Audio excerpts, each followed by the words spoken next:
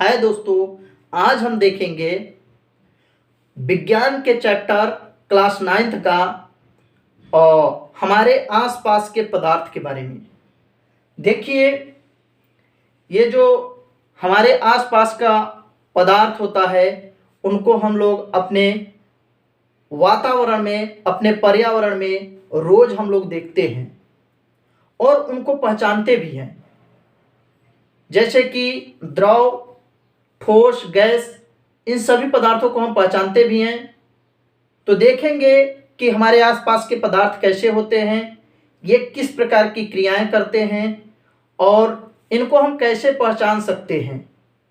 ठीक है, तो आइए हम अपने पहले चैप्टर हमारे आसपास के पदार्थ, जो चैप्टर का नाम है वो है हमारे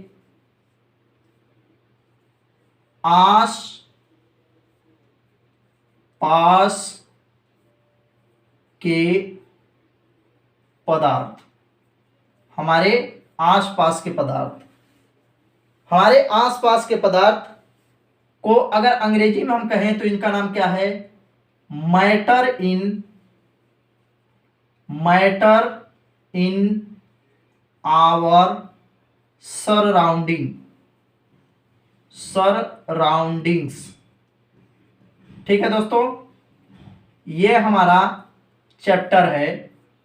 हम पदार्थ और उनके बारे में पढ़ेंगे। इसमें पहला जो हमारा हेडिंग बनता है वो हमारा हेडिंग का नाम है द्रव्य। द्रव्य मीन्स मैटर। मैटर क्या होता है, पदार्थ क्या होता है, पहले हम आप लोगों को बता देते हैं। पदार्थ वह है जो स्थान घेरता है। पदार्थ वह है जो स्थान घेरता है, जिसमें भार होता है और जिसका ज्ञान हम अपनी ज्ञान इंद्रियों द्वारा कर सकते हैं। वह क्या कहलाता है? पदार्थ कहलाता है, अर्थात द्रव्य कहलाता है। द्रव्य और पदार्थ में कोई अंतर नहीं है। जैसा कि आप सब जानते हैं कि ये पूरा ब्रह्मांड द्रव्य से मिलकर बनी हुई है, यानी कि ये पूरा ब्रह्मांड द्रव्य है। द्रव्य मीन्स पदार्थ। तो ये पदार्थ स्थान घेरता है। पदार्थ वह है, द्रव्य वह है। चलिए परिभाषा को देख लेते हैं। द्रव्य वह है जो स्थान घेरता है। स्थान घेरता है, जिसमें द्रव्यमान होता है। जिसमें क्या होता है? द्रव्यमान होता है। जिसमें द्रव्यमान होता है। ठीक है, जिसमें द्रव्यमान होता है। द्रव्य वह है जो स्थान घेरता है, जिसमें द्रव्यमान होता है, जिसका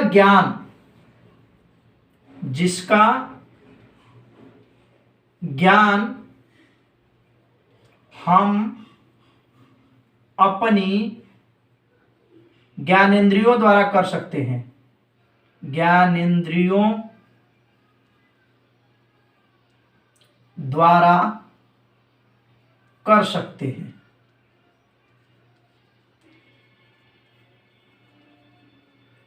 हैं।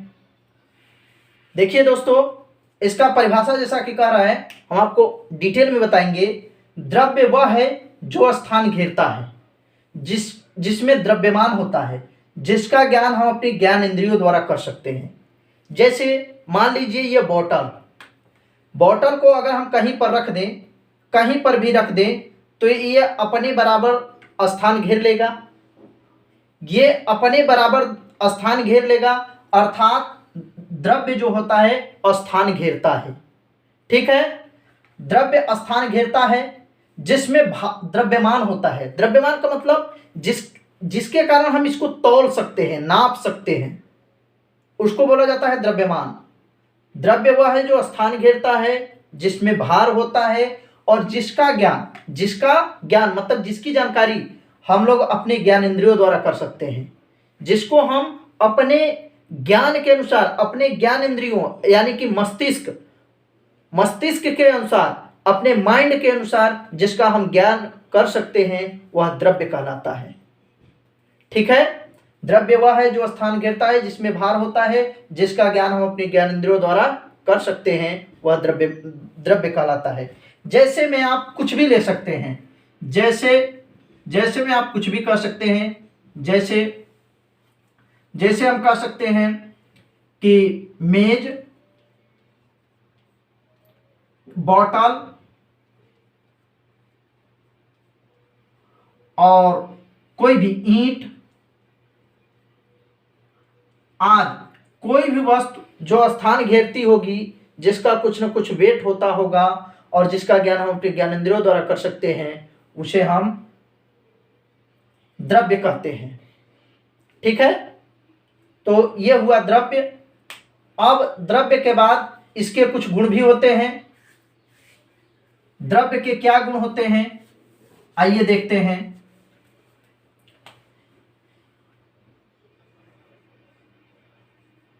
द्रव्य अर्थात पदार्थ।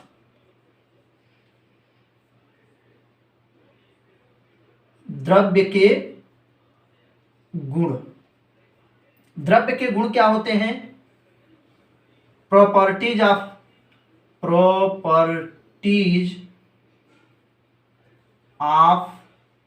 मैटर कर सकते हैं इसको, प्रॉपर्टीज ऑफ मैटर।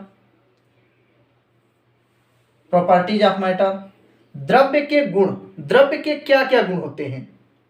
तो देखिए, द्रव्य का पहला गुण जो होता है, द्रव्य अत्यंत छोटे छोटे कणों से मिलकर बना होता है। ठीक है, द्रव्य छोटे छोटे कणों से मिलकर बना होता है। द्रव्य अर्थात पदार्थ, पहला गुण जो होता है, पदार्थ छोटे छोटे कणों से मिलकर, छोटे छोटे कणों से मिलकर बना होता है। ठीक है दोस्तों, छोटे छोटे कणों से मिलकर बना होता है। जैसे कोई भी वस्तु है, आप लोग देखते हैं जिससे घर बनता है, वो ईंट कैसा होता है? वो छोटे छोटे कणों से मिलकर बना होता है। छोटे छोटे, अगर हम उसको तोड़े तो उसका छोटा छोटा कण हो जाएगा। तो द्रव्य या पदार्थ छोटे छोटे कणों से मिलकर बना होता है। पदार्थ छोटे छोटे कणों से मिलकर बना होता है। दूसरा इसका जो गुण होता है, वो होता है पदार्थों के बीच रिक्त स्थान होता है। पदार्थों के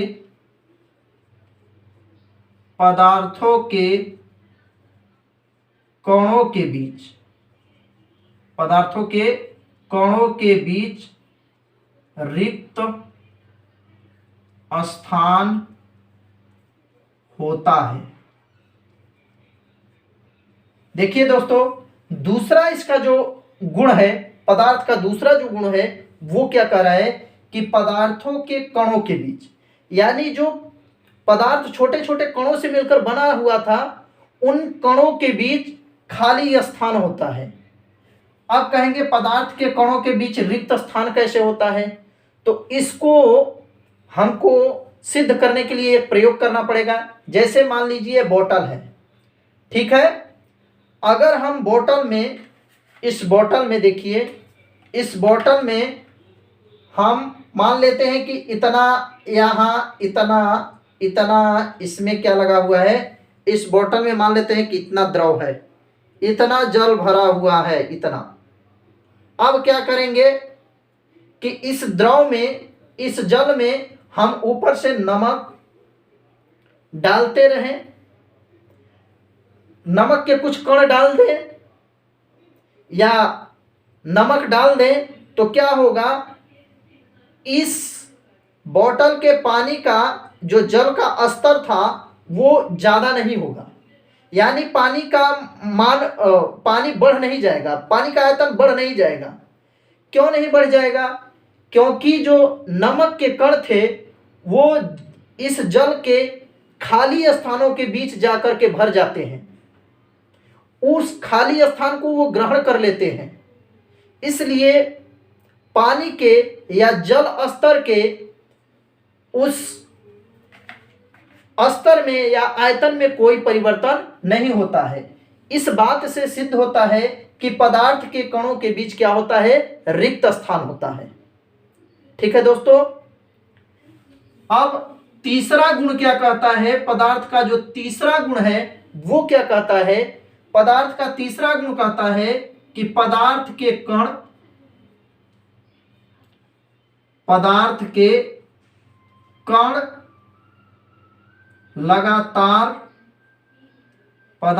कण लगातार गतिशील होते हैं। आप कहेंगे कि कैसे, पदार्थ के कण कैसे गतिशील होते हैं, आप इसको सिद्ध करके बताइए। तो देखिए, पदार्थ के कण कैसे गतिशील होंगे यह अब हम आपको बता रहे हैं। पदार्थ के कण कैसे लगातार गतिशील होते हैं, यदि अगर हम एक अगरबत्ती ले लें, अगरबत्ती को यहाँ पर जलाएं, तो क्या होगा कि जैसे अगरबत्ती को जलाते हैं, कुछ देर बाद अगरबत्ती का जो सुगंध होगा वो, तो इससे क्या सिद्ध होता है कि पदार्थ के कण लगातार गति करते रहते हैं। अगर मान लीजिए हम अगरबत्ती को यहाँ जलाए हैं, अगरबत्ती को हम अगर यहाँ जलाए हैं, तो अगरबत्ती का सुगंध है वो वहां कैसे चला गया, यानी कि गत करके गया होगा। ठीक है, तो पदार्थ के कण लगातार गत करते रहते हैं, ये हमारा अगरबत्ती वाला प्रयोग बताता है। जैसे अगर हम सेंट को यहां खोल दें, सेंट की शीशी को अगर हम यहां खोलें, तो वह सेंट का शीशी क्या करेगा, पूरे कमरे में फैल जाएगा, उसका जो सुगंध होगा वो पूरे कमरे में फैल जाएगा। अगर दूसरा व्यक्ति कहीं दूसरे जगह इसी कमरे में बैठा रहे तो उसको भी सुगंध पहुंच जाएगा। इसका मतलब है कि सेंट के जो कण है वो गत करके उसकी नाकों तक पहुंच जाता है, जिससे सुगंध उसको प्राप्त होती है। तीसरा, पदार्थ के कणों के बीच, चौथा गुण जो है, पदार्थ के कणों के बीच आकर्षण बल कार्य करता है।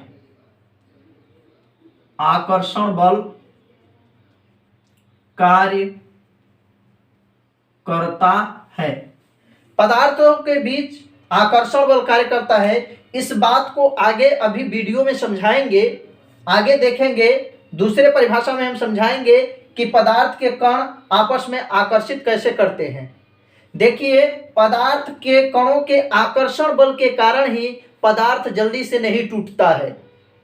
ठीक है, जो ठोस पदार्थ होते हैं वो जल्दी से नहीं टूटते हैं, क्योंकि उनके अणुओं के बीच इतना ज्यादा आकर्षण बल होता है कि वो आकर्षण बल टूटने का नाम ही नहीं लेता।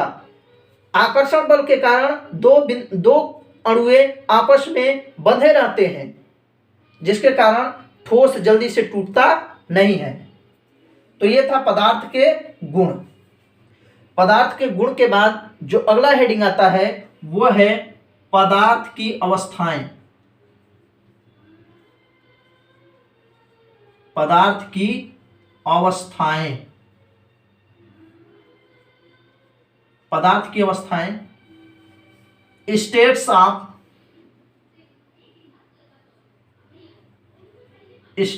Of matter. पदार्थ की अवस्थाएं क्या है?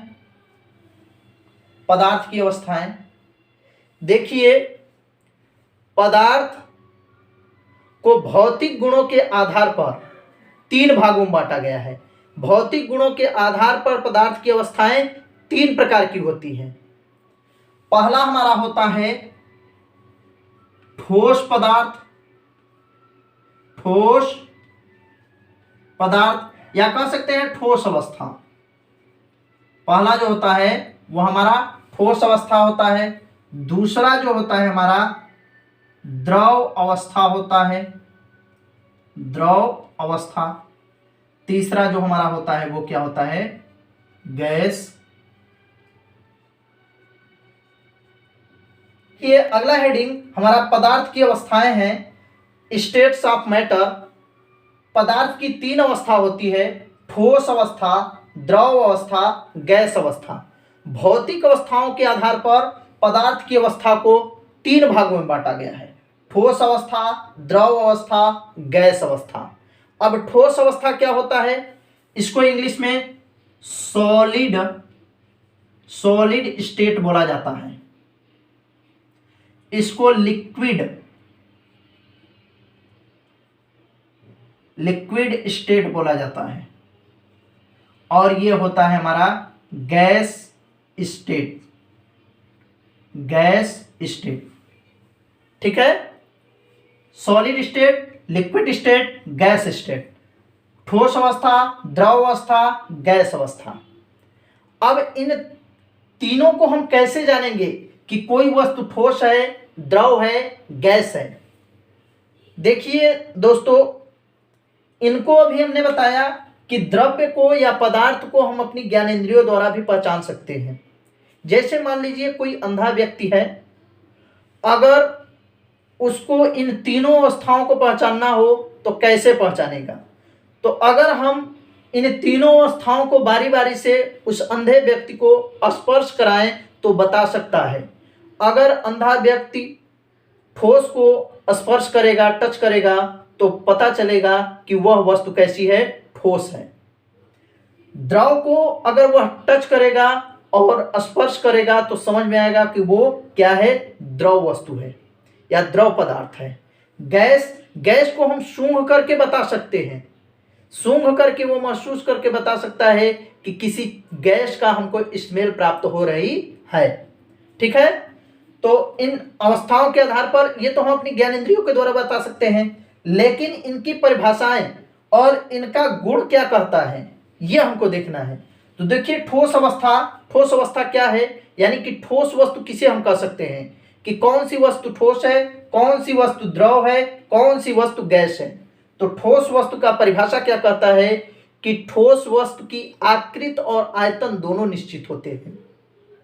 क्या कह रहा है, आकृति और आयतन क्या होते हैं, दोनों निश्चित होते हैं। आकृति और आयतन निश्चित होते हैं। क्या होते हैं दोस्तों, निश्चित होते हैं। ठोस वस्तु की आकृति और आयतन दोनों क्या होती है, निश्चित होती है। आकृति मीन्स शेप, आयतन मीन्स वॉल्यूम। इन दोनों का आकृति और आयतन निश्चित होता है। कैसे हम कहेंगे कि आकृति और आयतन निश्चित होता है? क्या कारण है कि आकृति और आयतन इसका निश्चित होता है? तो आप ठोस पदार्थ, अगर हम मान लेते हैं गेंद एक ठोस है, ठोस को देखेंगे तो वो उसकी आकृति निश्चित होगी, वो गोल होगी। ठीक है, और किसी भी चीज को, जैसे मान लीजिए इस बोतल की ही देखेंगे तो ये बोतल का आकृति निश्चित है। तो जिस पदार्थ की आकृति और आयतन दोनों निश्चित होता है वो क्या होता है, ठोस होता है। आयतन की बात करें तो आयतन का मतलब है ये कितना चौड़ा है, कितना लंबा है, कितना ऊंचा है, कितना चौड़ा है और कितना मोटा है। लंबाई, चौड़ाई और ऊंचाई इसकी फिक्स होगी। इस बोतल की लंबाई, चौड़ाई, ऊंचाई क्या होता है, फिक्स होता है, जिसे हम कह सकते हैं, जिसके कारण इसके गुणों के आधार पर कह सकते हैं कि यह क्या है, ठोस है। ठीक है, अब ठोस के और कुछ गुण होते हैं, उनको भी देखते हैं। इसकी आकृति निश्चित क्यों होती है? क्योंकि देखिए, मान लेते हैं ये हमारा ठोस है, ठोस के कैसे अणु होते हैं, अणुओं के व्यवहार के आधार पर हम बता सकते हैं कि कौन सा वस्तु ठोस है और कौन सा वस्तु गैस है और कौन सा वस्तु द्रव है। देखिए, ठोस के जो अणु होते हैं वह बहुत नजदीक होते हैं, या ये कह सकते हैं कि एकदम सटे हुए रहते हैं। ठोस के अणु बहुत नजदीक होते हैं। ठीक है दोस्तों, ठोस के अणु जो होते हैं वह बहुत नजदीक होते हैं। इस तरह से मान लीजिए कोई वस्तु है ये ठोस है, ये इस तरह से है,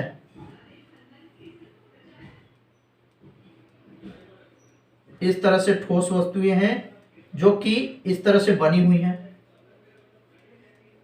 गैस है, गैस है, सॉरी ये तो द्रव है ना, अच्छा द्रव, ठीक है, ये द्रव वस्तुएं हैं या द्रव पदार्थ है। देखिए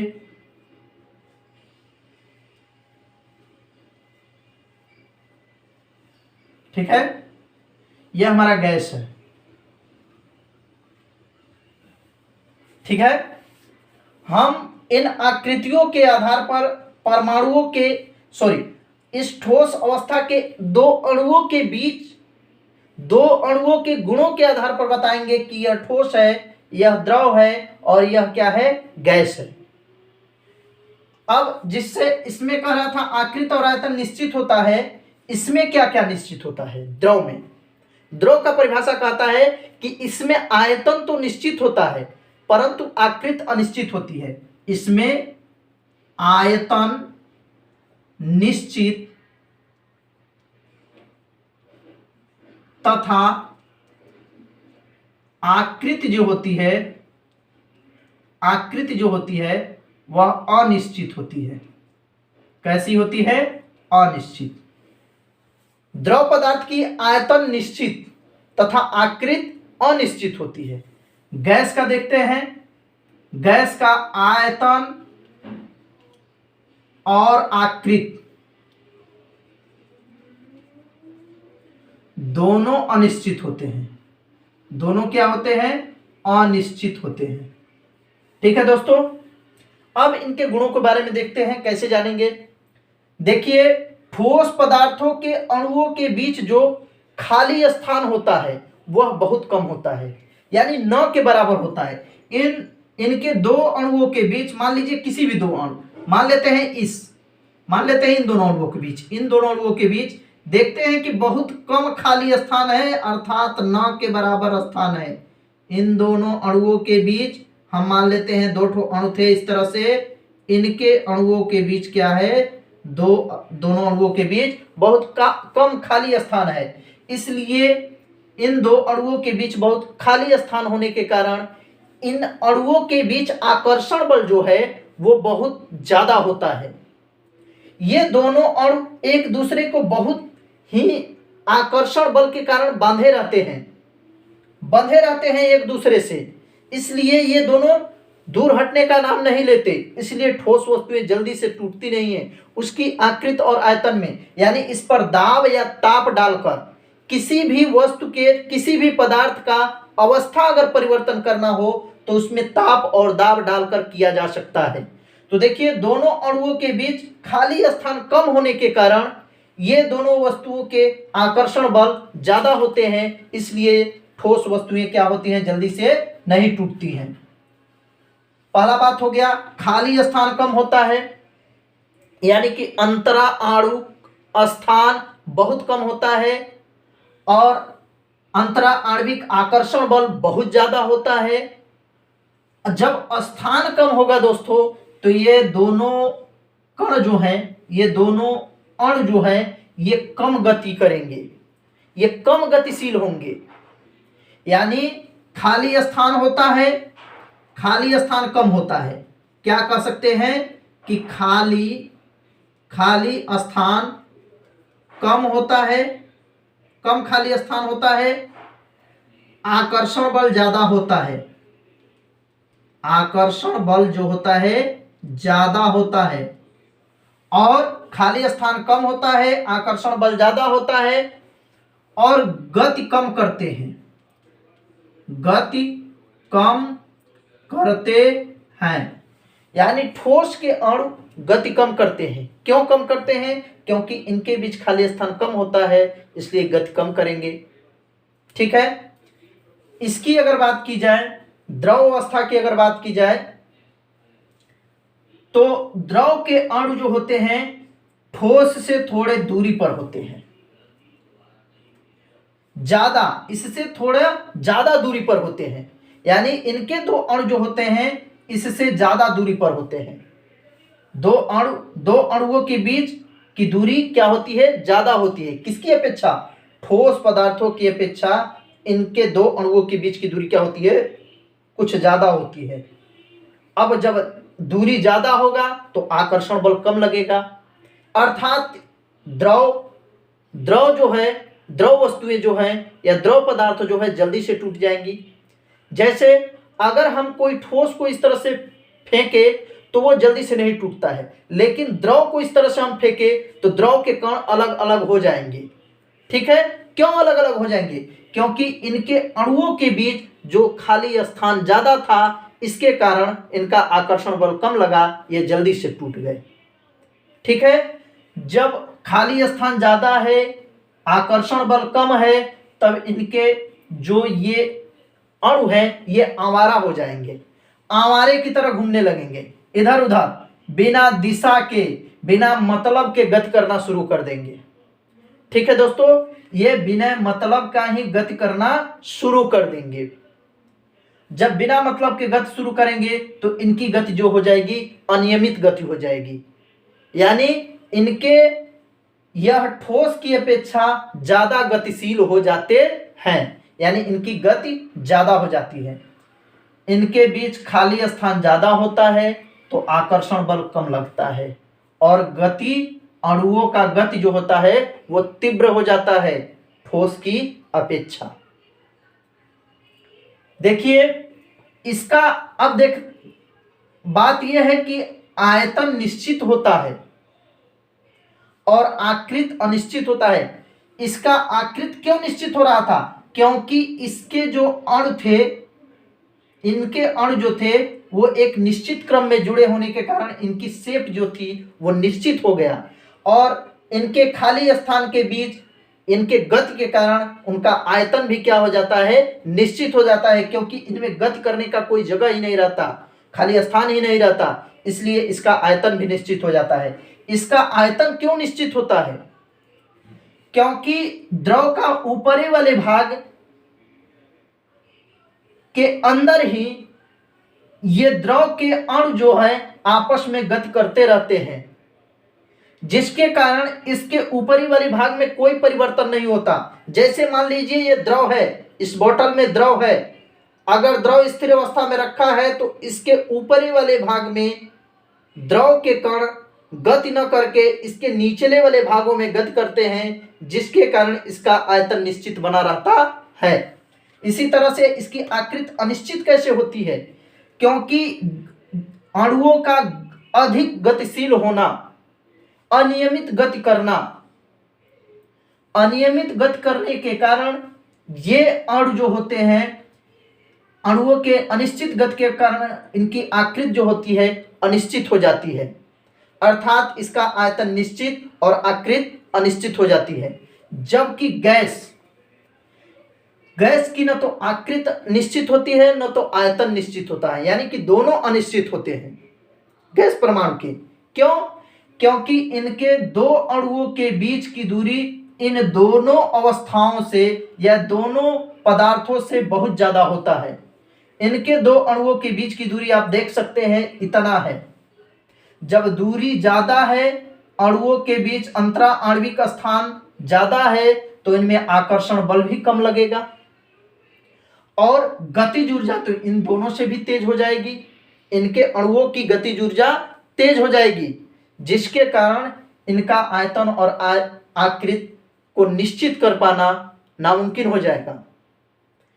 जैसे देखते हैं कि अगर कोई भी वस्तु, जैसे अभी हम अगरबत्ती का आप लोगों को एग्जाम्पल दिए थे, अगरबत्ती को यहाँ जलाते हैं तो हो सकता है कुछ दूरी पर कमरे से बाहर भी वो चला जाए। जरूरी थोड़े है कि वो कमरे के बंद कमरे के अंदर ही रहे, वो बाहर भी जा सकता है। यानी कि उसकी आयतन और आकृति दोनों क्या हो जाती है? अनिश्चित हो जाती है। किसके कारण?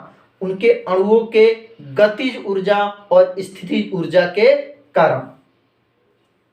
तो पदार्थ की अवस्थाएं और पदार्थ की अवस्थाओं के गुणों के बारे में आपको हमने बताया कि पदार्थ की अवस्था क्या होता है, ठोस द्रव गैस के गुण क्या होते हैं, उनके अणुओं के बीच का व्यवहार कैसा होता है, आगे हम देखते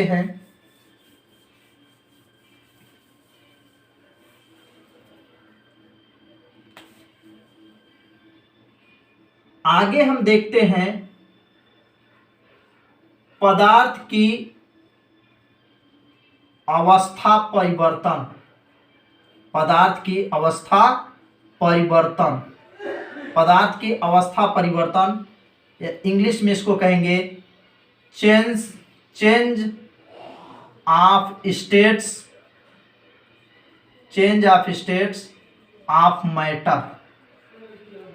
ठीक है, change of state of matter.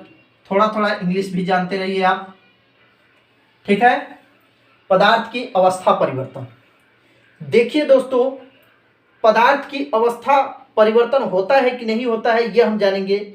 तो देखिए, पदार्थ की तीनों अवस्थाएं, ठोस, द्रव, गैस, तीनों का अवस्था लगातार चेंजिंग होता रहता है। तीनों के अवस्थाओं में लगातार चेंजिंग होती रहती है। कैसे चेंजिंग होती है? तो पदार्थ के अणुओं के गतिज ऊर्जा और स्थितिज ऊर्जा के कारण, पदार्थों के अणुओं के गतिज ऊर्जा और स्थितिज ऊर्जा के कारण पदार्थ के अवस्था में लगातार परिवर्तन होता रहता है। जैसे हम मान लें कि अब कैसे परिवर्तन होगा उसको देखेंगे कि पदार्थ एक अवस्था से दूसरी अवस्था, दूसरी अवस्था से तीसरी अवस्था और तीसरी अवस्था से फिर से कैसे प्रारंभिक अवस्था या पहली अवस्था में आ जाती है, उसके बारे में। तो इसका सबसे बड़ा उदाहरण बर्फ है। देखेंगे कि बर्फ किस तरह से, बर्फ जो हमारा होता है, बर्फ वो होता है किस अवस्था में? ठोस अवस्था में। अब हम बर्फ मान लीजिए बर्फ का हमारा टुकड़ा है, बर्फ है। बर्फ को अगर हम ताप दें, ताप देने पर पदार्थ, बर्फ को अगर हम ताप दें तो बर्फ को अगर ताप दे तो बर्फ क्या होगा? पिघलना शुरू हो जाएगा। अब बर्फ पूरा पिघल करके क्या बन जाएगा? द्रव। इस बर्फ को हम ताप दिए तो बर्फ क्या बन गया? द्रव हो गया। यानी कि ठोस अवस्था में था, बर्फ किस अवस्था में था? ठोस अवस्था में। अब यह पिघल करके द्रव अवस्था में हो गया। द्रव के बाद द्रव को और अधिक ताप दे, अधिक ताप देने पर, ठीक है, अधिक ताप दे रहे हैं तो अब यह द्रव धीरे धीरे गर्म होकर के वाष्प बनना शुरू हो जाएगा। यानी कि यह किस अवस्था में अब होना शुरू हो जाएगा? गैस अवस्था में। यानी कि देख रहे हैं, यह एक पदार्थ ठोस अवस्था में था, ताप दिए और दाब को कम कर दिए। ताप और दाब पर निर्भर करता है। पदार्थ की कोई भी अवस्था ताप और दाब पर निर्भर करता है। बर्फ को थोड़ा ताप दिए तो बर्फ पिघलना शुरू हो गया, पिघल करके वह किस अवस्था में हो गया? द्रव अवस्था में। यानी ठोस अवस्था से द्रव अवस्था में एक अवस्था चेंजिंग हो गया। अब द्रव को और अधिक ताप दे तो यह और गर्म होकर के किस अवस्था में चला जाएगा? गैस अवस्था में। तो दूसरे से अब तीसरे अवस्था में हो गया। ये ठोस बर्फ ही पिघल करके गैस बन गया। अब अगर हम गैस को अगर हम किसी तरह से संघनित कर लें, गैस, अगर आप इसको समझना चाहते हैं तो देखिए, जैसे अगर हम खाना बनाते हैं, अगर किसी पात्र में पानी रख दें और पानी उबल करके क्या शुरू हो जाता है? गैस बनना शुरू हो जाता है। गैस बन करके जब उड़ने लगे तो किसी तरह से उस पानी को, उस गैस को हम संघनित कर लें या किसी पात्र को ऊपर से लगा दे तो पानी क्या होगा? गैस बन करके यहाँ पर इकट्ठा हो जाएगा। इकट्ठा होने के बाद उस पानी को फिर से हम अगर ताप कम कर दें, ताप कम करने पर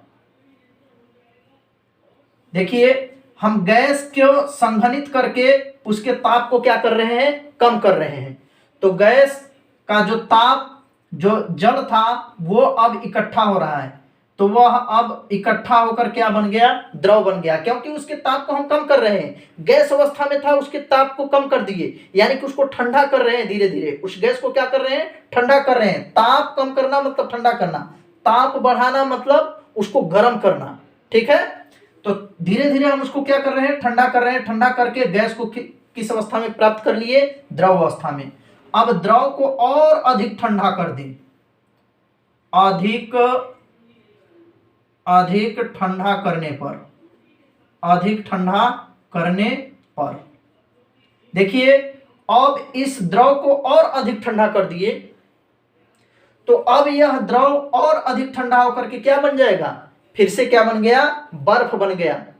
तो आप देख रहे हैं कि किसी भी पदार्थ का अवस्था परिवर्तन किस प्रकार से हम कर सकते हैं। किसी भी पदार्थ का ताप और दाब में परिवर्तन करके, ताप और दाब डाल करके या ताप और दाब को कम करके हम अवस्था में, किसी भी पदार्थ के अवस्था में परिवर्तन आसानी से कर सकते हैं। इस तरह से देख रहे हैं, ताप बढ़ाएं तो द्रव हुआ, द्रव का ताप बढ़ाएं, बहुत अधिक ताप बढ़ा दिए तो यह गैस हो गया। गैस को अब संघनित किसी प्रकार से करके अगर हम इसके ताप को कम कर दिए, इसके ताप को कम कर दिए तो यह गैस धीरे धीरे द्रव अवस्था में, और इसको ताप कम को कर दिए यानी कि और ठंडा कर दिए। अगर हम इसको फ्रिज में रख दें इस द्रव को ला करके, तो फिर से ये क्या हो जाएगा, हमारा बर्फ बन जाएगा। तो इस तरह से देखते हैं कि पदार्थ की अवस्था में लगातार परिवर्तन होता रहता है। वैसे पदार्थ की 5 अवस्थाएं होती हैं। हमने अभी आप लोगों को पदार्थ की 3 ही अवस्था बताया, लेकिन पदार्थ की 5 अवस्थाएं होती हैं। ठोस, द्रव, गैस तो होता ही है, उसके साथ साथ अब वैज्ञानिक लोग बताने लगे हैं, कहने लगे हैं, लगातार इसकी चर्चा होने लगी है कि पदार्थ की 5 अवस्थाएं होती हैं। चौथा जो अवस्था होती है वो प्लाज्मा होती है। प्लाज्मा अर्थात यह उष्मीय गैस है, यह इसमें उत्तेजनशीलता ज़्यादा होती है, उत्तेजता ज़्यादा होती है। और यह क्या करते हैं कि इनका प्रयोग हम बल्ब बनाने, नियान बल्ब में करते हैं, नियान गैस को मिला करके। और जैसे ही ये ताप पर काम करता है आवेश के रूप में, जैसे ही प्लाज्मा को ताप दिया जाता है, वो उसके गुण के कारण, प्लाज्मा के गुण के कारण वो क्या हो जाता है, वो जलना शुरू हो जाता है। जैसे अगर तारे रात में चमकते हुए दिखाई देते हैं तो वो ताप के कारण ही हमको चमकता हुआ दिखाई देता है। इसी तरह से एक पदार्थ की एक अवस्था और होती है, बोस आइंस्टाइन कंडेंसेट। पदार्थ की 5वीं अवस्था जो होती है वो होती है बोस आइंस्टाइन कंडेंसेट जो होता है, जो कि 2 वैज्ञानिकों के नाम पर, आइंस्टीन और सत्येंद्र बोस के नाम पर इनका नाम रखा गया, बोस आइंस्टीन कंडेंसेट। तो पदार्थ की 5 अवस्थाएं होती हैं। अब देख लिया हमने कि पदार्थ को किस प्रकार से एक अवस्था से दूसरे अवस्था, दूसरे अवस्था से तीसरे अवस्था और तीसरे अवस्था से फिर से पहले अवस्था में हम परिवर्तित कर सकते हैं। आइए दोस्तों, अब देखते हैं तापमान परिवर्तन का प्रभाव। अगला जो हेडिंग हमारा आता है वो है तापमान परिवर्तन का प्रभाव। तापमान परिवर्तन का प्रभाव ये क्या होता है, effect of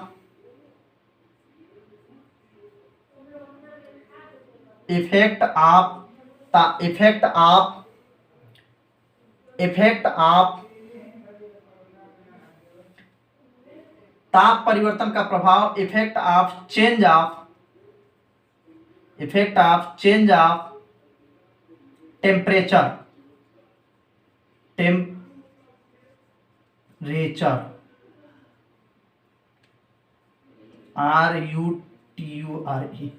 RATURE, effect of change of temperature, तापमान परिवर्तन का प्रभाव। तापमान परिवर्तन का क्या प्रभाव है ये हम समझने की कोशिश करते हैं। जैसे मान लीजिए ये कोई पात्र है, मान लीजिए इस पात्र में मान लीजिए हम इतना बड़ा बर्फ का टुकड़ा ले लिए हैं, ठीक है, यह हमारा बर्फ का टुकड़ा है। इतना बड़ा हम बर्फ का टुकड़ा ले लिए किसी पात्र में, ठीक है दोस्तों, यह हमारा बर्फ का टुकड़ा है।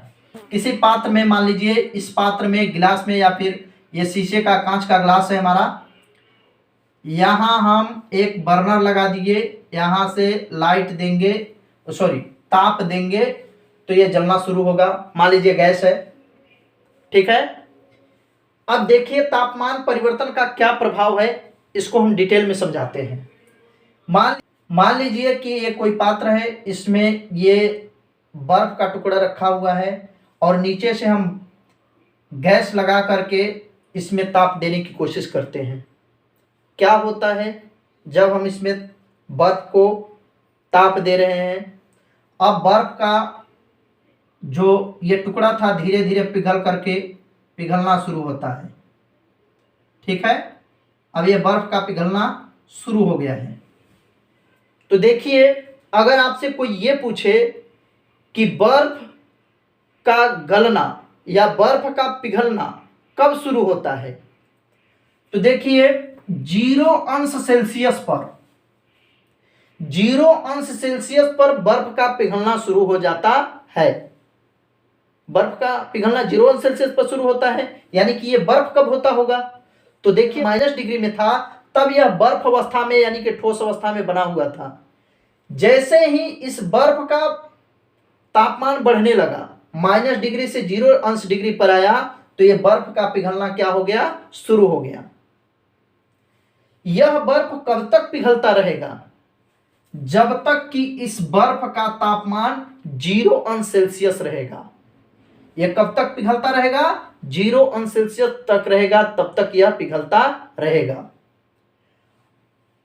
तो आप लोग पूछेंगे कि अगर यह इसका तापमान देखिए, इस बर्फ का तापमान तब तक 0 अंश सेल्सियस रहता है जब तक कि ये पूरा बर्फ पिघल न जाए। अब देखिए पूरा बर्फ पिघलने वाला है, ठीक है। जब भी किसी अवस्था का परिवर्तन होता है, यानी कि यह बर्फ अब पूरा द्रव बनने वाला है, उस समय किसी भी पदार्थ का जो होता है तापमान स्थिर हो जाता है। यानी कि ये पूरा बर्फ अब द्रव बनने वाला है इस तरह से, तो इस समय इसका तापमान 0 अंश सेल्सियस कुछ समय के लिए बना रहता है, स्थिर रहता है। जब यह पूर्ण रूप से बर्फ बन जाएगा, सॉरी द्रव बन जाएगा, अब आप पूछेंगे कि क्यों ये पिघल रहा होगा, तो इस बर्फ का तापमान तो कुछ और होगा। जब ये पिघल रहा था बर्फ, तो आप कहेंगे पूर्ण रूप से भी नहीं, मान लीजिए पिघला है, तो कहेंगे आप कि ये द्रव जब पिघल रहा था तब तो उस द्रव का तापमान अलग होगा और इस बर्फ का तापमान अलग होगा। लेकिन नहीं, ऐसा नहीं होता है। अगर बर्फ पिघल रहा है तो इस द्रव और इस बर्फ दोनों का तापमान बराबर होता है। क्यों?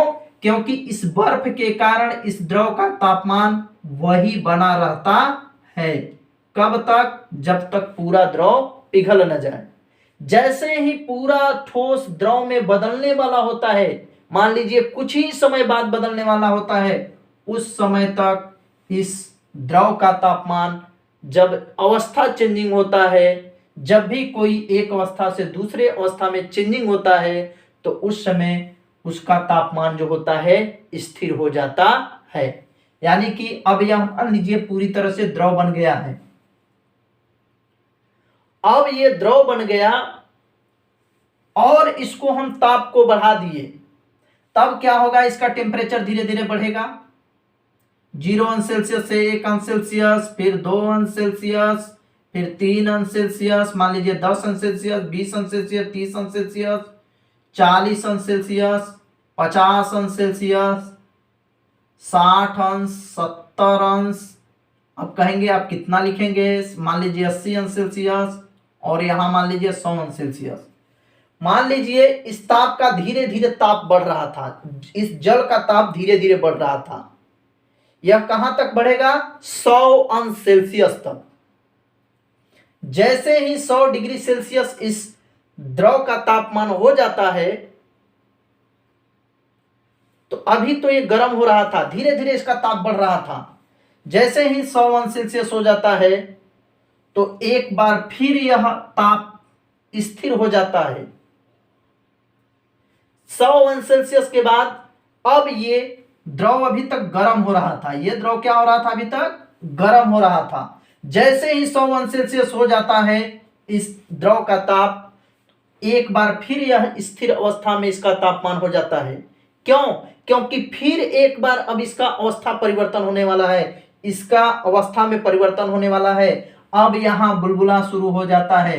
100 अंश सेल्सियस के बाद अब ताप, जो ताप दिया जा रहा है, लगातार ताप देने के कारण इसके ताप में वृद्धि हो रहा है, लेकिन इसका ताप 100 अंश सेल्सियस से ज्यादा नहीं होगा।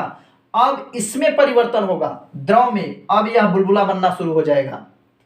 बुलबुला बनकर के अब यह किस अवस्था में जाना शुरू हो जाएगा, गैस अवस्था में। लेकिन जब अवस्था परिवर्तन हो रहा था तो उस समय ताप क्या हो जाता है, स्थिर हो जाता है। ठीक है, अब यह द्रव गैस बनकर के उड़ना शुरू हो जाएगा। ठीक है, इस तापमान परिवर्तन का प्रभाव यही है कि ये जब इसका अवस्था परिवर्तन होता रहता है तो उस समय वो क्या रहता है, स्थिर रहता है। 100 अंश सेल्सियस पर इसका तापमान जब चेंज हो रहा था तो ये 100 अंश सेल्सियस पर रुक जाता है कुछ समय के लिए। ठीक है, इस तरह से हमने तापमान परिवर्तन का प्रभाव देखा कि जब किसी बर्फ को ताप दिया जाता है तो वह बर्फ 0 अंश सेल्सियस पर पिघलना शुरू हो जाता है, यानी कि इससे पहले वह माइनस डिग्री में रहता है जिसके कारण बर्फ नहीं पिघलता, और जैसे ही 0 डिग्री टेम्परेचर पर आता है तो बर्फ का पिघलना शुरू हो जाता है। और यह बर्फ पिघल करके जब द्रव होता है उस समय इसका तापमान स्थिर होता है कुछ समय के लिए। जब भी अवस्था परिवर्तन होने वाला हो उस समय तापमान स्थिर हो जाता है। अब इस द्रव को हम और टेम्परेचर दे रहे थे तो धीरे धीरे इसका टेम्परेचर 10, 20, 30, 40, 50, 100 इस तरह से करके धीरे धीरे इसके टेम्परेचर में बढ़ोतरी होती रहती है। और यह जब 100 अंश सेल्सियस पर पहुंचता है तब इसका अवस्था परिवर्तन होने वाला होता है, तो कुछ समय के लिए टेम्परेचर 100 अंश सेल्सियस पर ही बन जाता है। और जैसे ही अवस्था परिवर्तन होने वाला होता है, टेम्परेचर देते रहते हैं तो यह बुलबुला बन करके यह गैस अवस्था में परिवर्तित हो जाता है। यह होता है हमारे तापमान प्रभाव का परिवर्तन, कि हम कैसे टेम्परेचर दे करके एक अवस्था से दूसरे अवस्था और दूसरे अवस्था से तीसरे अवस्था में कैसे हम वस्तुओं को या पदार्थों को कैसे बदलते हैं।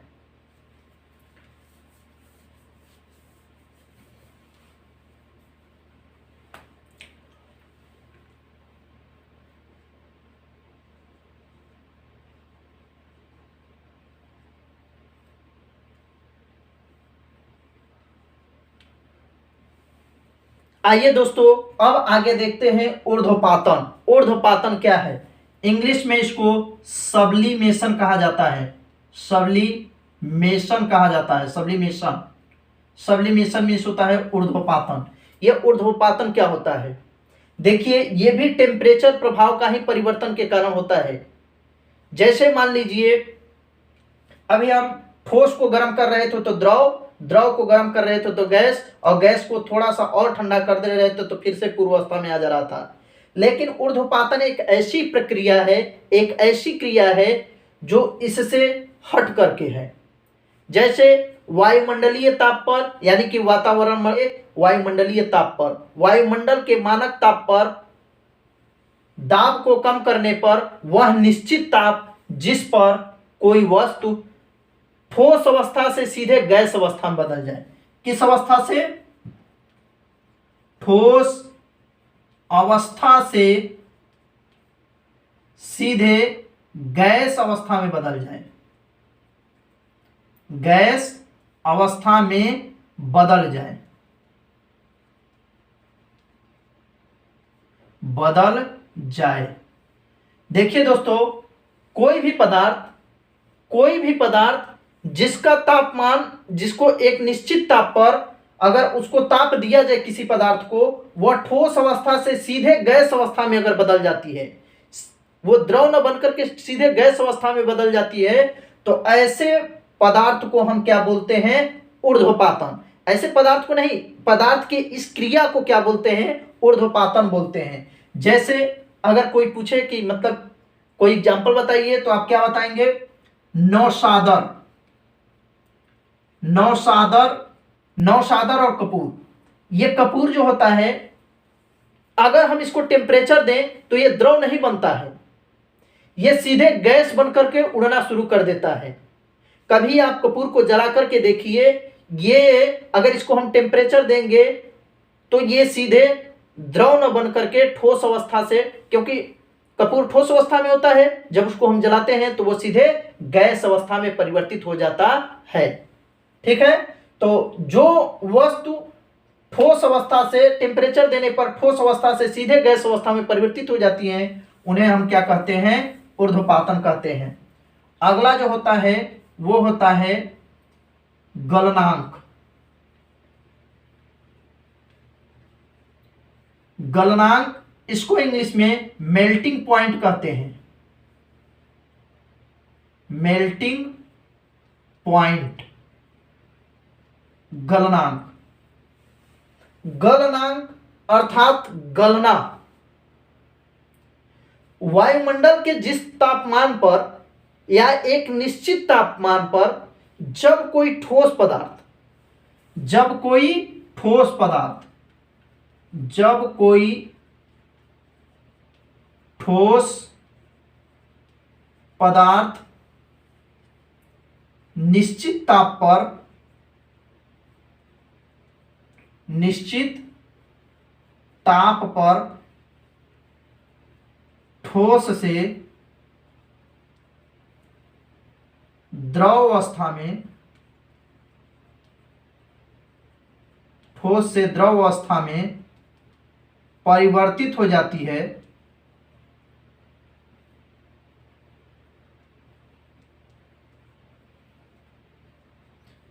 गलनांक कहलाता है। क्या कहलाता है, गलनांक कहलाता है।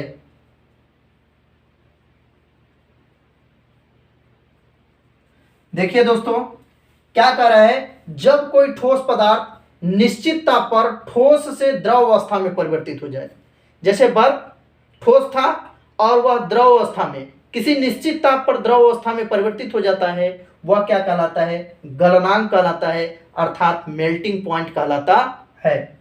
ठोस से द्रव अवस्था में परिवर्तित होना गलनांक है। इसी तरह से हिमांक होता है, फ्रीजिंग पॉइंट। अगला जो हेडिंग है हिमांक अर्थात freezing point. Freezing point, freezing point क्या होता है, फ्रीजिंग पॉइंट हिमांक, हिम मतलब बर्फ बन जाना, यानी कि जब कोई निश्चित ताप पर कोई वस्तु, जब कोई पदार्थ निश्चित ताप पर द्रव अवस्था से ठोस अवस्था में परिवर्तित हो जाए, द्रव से ठोस में, द्रव से काहे में परिवर्तित हो जाए, ठोस में परिवर्तित हो जाए। जब कोई पदार्थ किसी निश्चित ताप पर द्रव से ठोस अवस्था में परिवर्तित हो जाता है तो उसे फ्रीजिंग पॉइंट अर्थात हिमांक कहा जाता है। जब कोई पदार्थ द्रव से ठोस अवस्था में निश्चित ताप पर, ताप क्या होना चाहिए, निश्चित ताप पर, निश्चित ताप पर, निश्चित ताप पर द्रव से ठोस अवस्था में परिवर्तित होता है, तो उस क्रिया को हम क्या बोल सकते हैं, हिमांक अर्थात फ्रीजिंग पॉइंट बोल सकते हैं। अगला आता है हमारा, अगला जो आता है क्वथनांक आता है, क्वथनांक।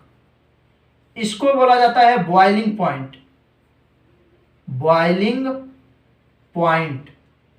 ये बॉइलिंग पॉइंट क्या होता है, क्वथनांक। देखिए दोस्तों, जब कोई वस्तु द्रव अवस्था से गैस अवस्था में परिवर्तित होता है किसी निश्चित ताप पर, जब कोई वस्तु द्रव से गैस अवस्था में, गैस में बॉइलिंग पॉइंट क्या है, किसी निश्चित ताप पर वह टेम्परेचर जिस पर कोई द्रव किस में बदलने वाला हो, गैस में बदल जाए। द्रव जब गैस में बदलता है किसी भी निश्चित ताप पर, तो उस क्रिया को हम क्या बोलते हैं? बॉइलिंग पॉइंट अर्थात क्वथनांक बोलते हैं। ठीक है ना, क्वथनांक बोला जाता है। अब देखिए अगला जो होता है द्रवणांक होता है। द्रवणांक, द्रवणांक क्या है? लिक्विफैक्शन, लिक्विफैक्शन पॉइंट जो होता है वो होता है द्रवणांक। द्रवणांक क्या है? गैस से जो द्रव में बदले, गैस से कहाँ में बदल जाए? द्रव में। गैस से जो द्रव में बदलते हैं वह निश्चित टेम्परेचर, वह निश्चित ताप जो गैस से द्रव में बदल जाए उसे हम क्या बोलते हैं? द्रवणांक बोलते हैं, लिक्विफैक्शन बोलते हैं, लिक्विफैक्शन पॉइंट बोला जाता है। अगर आपको वीडियो हमारा पसंद आया हो, आपको अच्छा लगा हो, तो आप हमारे वीडियो को ज़्यादा से ज़्यादा शेयर करें, ज़्यादा से ज़्यादा सब्सक्राइब करें।